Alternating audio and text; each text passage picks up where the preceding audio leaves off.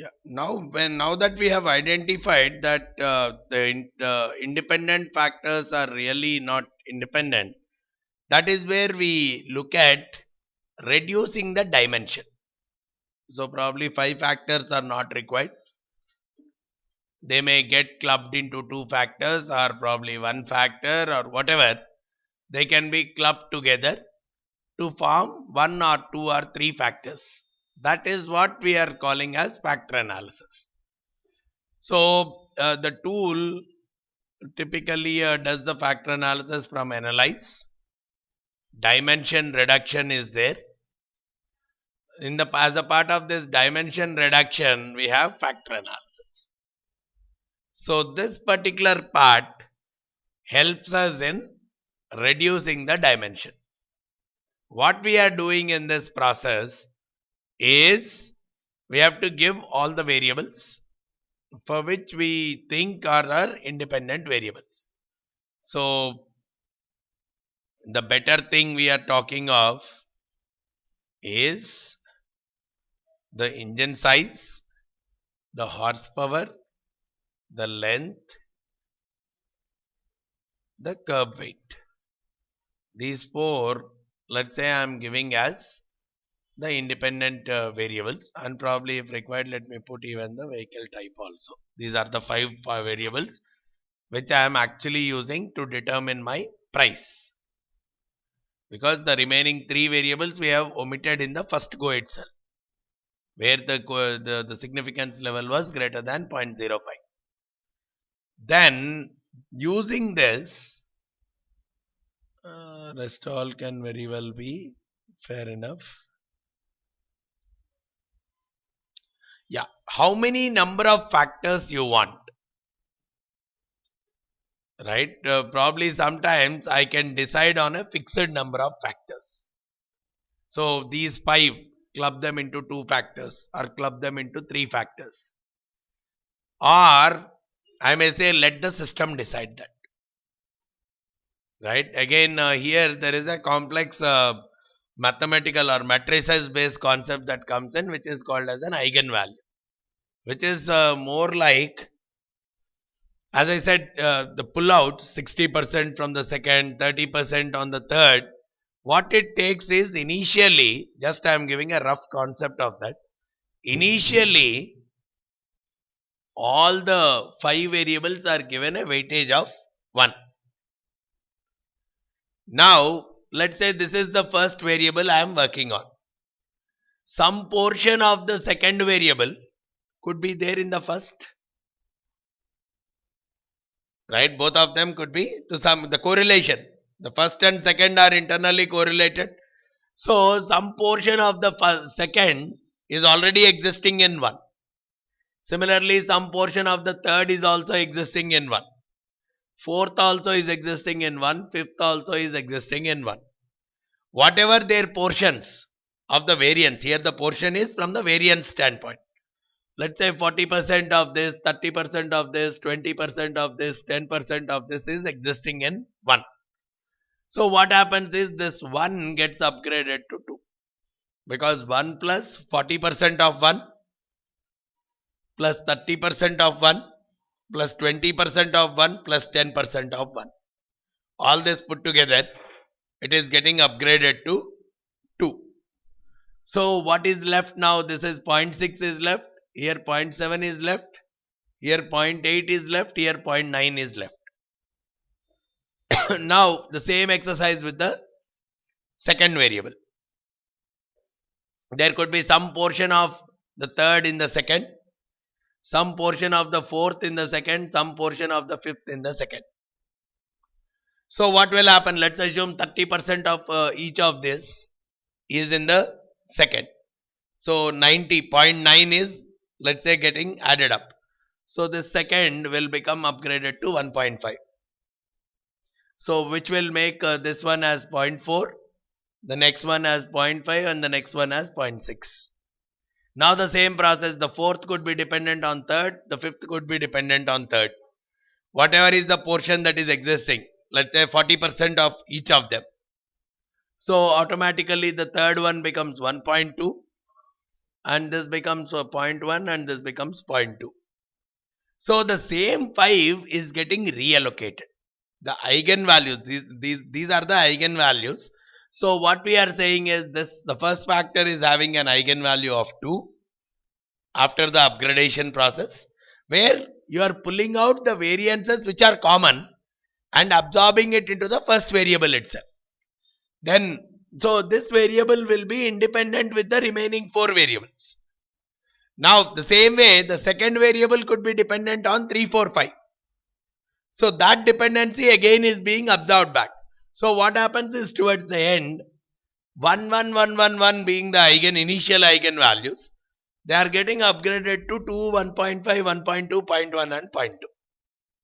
Now what you can very well say is, if I say based on eigenvalue greater than 1, extract the value, extract the factors. It means out of the 5 variables, because 3 of them have an eigenvalue of more than 1, it will narrow down on 3 factors only. So those are my 3 factors for my, so again these 3 are actually taking all 5, because some portion of this, some portion of the third, some portion of the fifth, some portion of the fourth have actually gone into the first one. That's what had made the eigenvalue of 2. Similarly for the second, similarly for the third. So those 3 factors are not 3 of the 5. They are some combinations of the 5 getting narrowed down into 3. So if I give more of a system driven kind of eigenvalues, it will simply pull out 2 or 3 or whatever based on the eigenvalue count greater than 1, or probably I can set 0.5 or some kind of a base. So those many factors you extract, or you may say extract 3 factors, extract 5 factors, depending on how flexible you want the system to be. Either you can freeze on the number of factors, or you can let the system determine the number of factors. Okay. And then, yeah, you could probably save the variables, the regression values, whatever are coming out. You can save them, and even you can save the values of the factors. Like 0.1 times A plus 0.2 times B, whatever comes out, that also you can save as some more variables in your file. I'll show where they are getting saved. And yeah. Now when I am running this analysis, you see, initially they have all started off with 1. But what has happened over the process, you see the eigenvalues. Because of so much of dependency, because of so much of intercorrelation existing between them, it had so happened that the first component is having 3.024. Just like 2 which I have made, it has worked out to 3.024, which means there is a lot of interdependency between the independent variables. So the first one is becoming almost 60% composition. Then probably the next is another 21%. And after that they are becoming negligible. So because we said eigenvalue greater than 1 only need to be accepted, it is finally saying only 2 variables it will take, only 2 components will exist. And it is explaining almost 81% of the variance, which is in very independent kind of stuff. Now what are those components? Go with that. It's as good as saying the first component is 0.934 times engine size plus 0.806 times horsepower. Some extractions that have happened, right? That is what is the extraction. 0.806 times horsepower plus 0.723 times length. Like that, it's the first component. It is having all 5 values. All 5 variables are existing, but that is how. Now the second one is as good as saying minus 0.10 times engine size plus minus 0.384 times horsepower. That's my second factor. Right? This is obtained because of this extraction method. So those are the components that are determining. So instead of using these 5 factors. Now we'll use these 2 components for our regression purpose. These 2 are some modifications of these 5 factors, some combination of these 5 factors. Now what happens here is, look at the correlations between the factor 1 and factor 2. We have extracted 2 factors. Look at the correlation between them, 0. Correlation between factor 1 and factor 2 is 0, which means the independent variables are nowhere interdependent. They are actually independent. When we have started with all 5 variables, we had independent. We thought they are independent, but they are not. They are interdependent. But when we have done a factor analysis, it came out that the independent variables are really independent. All that 5 got combined into 2 using some combinations. They got combined into 2, and based on that combination, we are getting our values. So it's as good as saying the values wise component 1. If I have to determine what is the value of the component 1, I'll take this equation. 0.30 times engine size plus 0.26 times the horsepower, blah blah blah, will come out to be my component 1, and my component 2 will come out as minus 0.094 times engine size, blah blah blah. So that is how I determine what should be the price. So in this case, the predictability will become more and more better, because I am talking about the values which are not interdependent. The 2 independent factors which I am considering, they are not interdependent, but in fact independent. Right? Now let's try to run the regression again using these 2 factors. Because we have saved the variables, what happens is the variables will come here. You see? Factor 1, factor 2.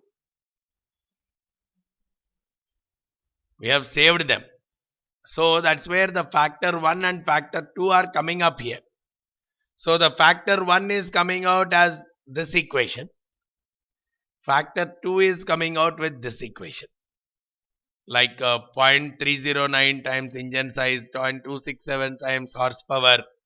It is coming out with this equation. Whereas the factor 2 is coming out with this equation. Now I have those also computed. I don't need to compute them. The system is directly saving those values here. Now if I try to do the regression, let me try to do the regression now. Linear regression, wherein the input factors I will not bother about these 5. I'll try to put these 2 factors, because they are the representatives of the remaining 5. I'll take these 2 and again redo the regression. Now this is coming out as, now you see, in the regression analysis, the first step, the significance levels are zeros. So all factors are good enough. Look at your R squared. This is the real R squared of your model. The real correlation of your model was not 0.94. That was better, but that is misguiding also, because there is a lot of interdependency between the variables. The real power of your forecast is coming only to this extent, 0.74, right? Which means in some cases there is a very good chance for a wrong forecast, but still it's a good relationship. 0.74 is the real relationship that is existing between your independent variable and the dependent variable, not 0.94. Because what could very well happen is, if you take some other data, it could give you all kinds of vague forecasts also. This is a true forecast. It gives only to this extent. The relationship, whatever you are considering, the strength of the relationship is only to the extent of 0.74, not 0.94 in your case. But still, the model is a good model to use, because the F-test is still showing me a significance levels of less than 0.05. So the model fitment is still a good fitment. Rather than going with a gut feel approach to decide the price, you can use this model to decide the price. And two main aspects, here you see, it's not a big drop. Zero order to part correlation. You see this 0.68, 0.68. Even if the influence of the variables has been removed, other variable has been removed, the correlation is almost the same. Minus 0.258, minus 0.28. Even the second variable, even if the influence of the first variable was removed, the correlation still remained to be the same. So this is an indicator that the variables are really independent. And as we have seen, even if I try to check out the correlation, now you see the eigenvalues also. They are not much different. 1, 1, 1. All of them are ending up with 1, 1, 1 itself. Earlier we had 5, 3.024 such kind of numbers coming up. Here we are getting all of them to be 1, 1, 1 itself. So here what we are saying is, now the equation which I need to use for my predictability purpose is this one. So it becomes constant, which is 3.192. 3.192 is the constant, and for factor score 1, which is 0.303, and for factor score 2 it is minus 0.127. Now let's try to look at the numbers for our same vehicle. Probably this is the same vehicle.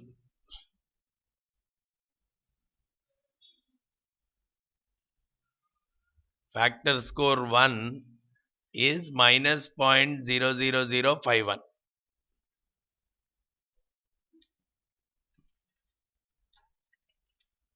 And factor score 2 is minus 0.49883.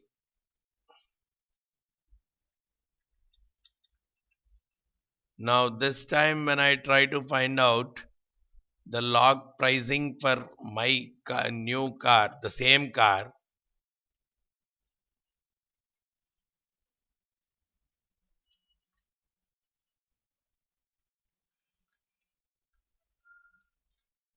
$3.25, which is giving me the actual value should be around 25.92. Now look at for any other cars, probably this car. All you have to do is replace these values. 0.19751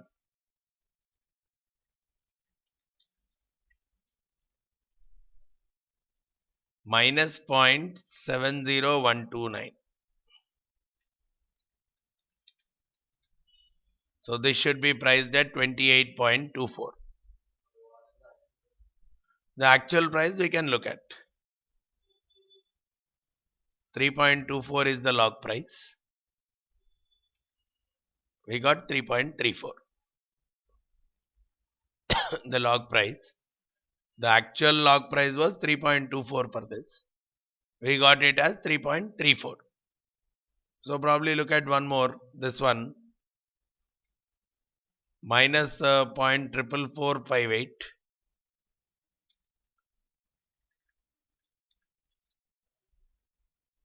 Minus 0.34851.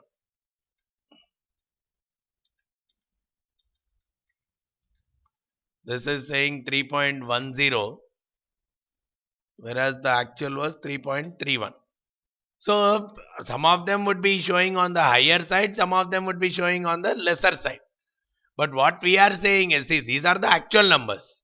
What we are saying is, using this model, instead of going for the gut feel approach, I can very well try to use this model to do the pricing.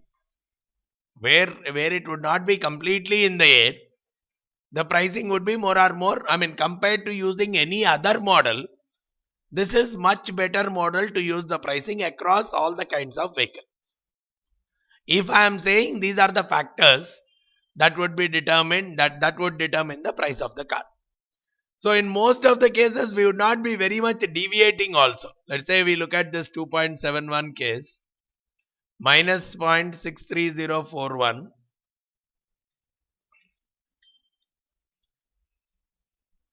minus 0.24899. 3.03 is what this is saying, whereas 2.71 was the actual number. So in some cases it could go slightly over prediction, in some cases it goes as a slightly under prediction. That would see, but what we are saying is, again, we are not gods to give the actual numbers.